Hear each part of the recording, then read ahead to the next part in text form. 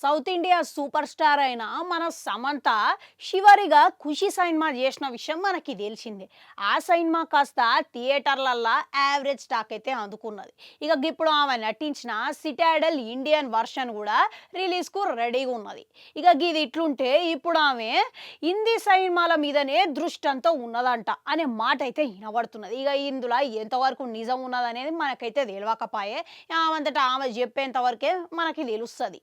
ఇక అది పక్కకు పెడితే మాత్రం ఇప్పుడు ఆమె తెలుగు సినిమాలో మాత్రం లేడీ ఓరియంటెడ్ పాత్రలకు మాత్రమే చేసేటందుకు గ్రీన్ సిగ్నల్ ఇస్తున్నదంట, లేకుంటే పాన్ ఇండియా ప్రాజెక్టుల కోసం ఎదురు చూస్తున్నదంట అనే టాక్లు అయితే వినబడుతున్నాయి.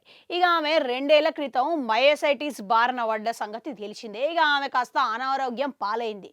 ఏడాది గ్యాప్ తీసుకొని మంచిగా ట్రీట్మెంట్ తీసుకున్న తర్వాత ఖుషి సినిమా పూర్తి చేసింది. ఇక ఆ తర్వాతకెళ్ళి ఇక మనశ్శాంతి కోసం విశ్రాంతి తీసుకున్నదనే టాక్లు అయితే వినబడ్డది. కొంతకాలం సినిమాల నుంచి బ్రేక్ అయితే తీసుకున్నది. ఇక ఇప్పుడు వచ్చి సినిమాలు వెబ్ సిరీస్లు చేసేటందుకు రెడీగా ఉన్నది, సిద్ధంగా కూడా ఉన్నది. ఇక ఆ మధ్య కాలంలో వచ్చిన వెంటనే ఆమె నిర్మాత లెక్క కూడా ఒక ప్రొడక్షన్ హౌస్ అనేది మొదలుపెట్టింది. దాంట్లో నా బంగారం అనే సినిమాను కూడా ఆమె అనౌన్స్మెంట్ చేసింది. ఇక దాంట్లో ఈమెనే నటిస్తున్నదనే కూడా అనౌన్స్మెంట్ చేసిందే.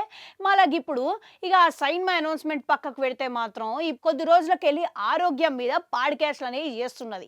ఇక ఇది ఒక డిబేట్ లెక్క ఉంటుందన్నమాట. ఇక అవతల ఒక ప్రశ్న అడిగితే ఆరోగ్యం గురించి ఎట్లాంటి డౌట్లు ఏమైనా ఉన్నాయనంటే ఇక ఆయన సమాధానం ఇస్తాడనమాట. ఇక దాన్నే పాడ్కాస్ట్ అని అంటారు. ఇక ఈ మొన్న మన యూట్యూబ్లో కూడా విడుదలేసి మస్తు మంది చూసిరు కూడా, దీన్ని అనుసరిస్తున్నారు కూడా.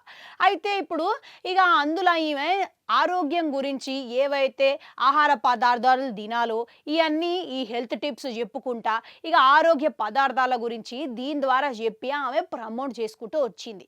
అయితే ఈ ప్రమోషన్ చూసిన తర్వాత ఒక నెటిజను కింద కమెంట్ పెట్టిండు, అలా ఇవన్నీ మంచిగానే చెప్తున్నావు కానీ గతంలో నువ్వు అనారోగ్యకరమైన బ్రాండ్లకి ప్రమోట్ చేసినప్పుడు ఇక దీనికేం సమాధానం చెప్తావు అని ఖరాఖండిగా అడిగిండు.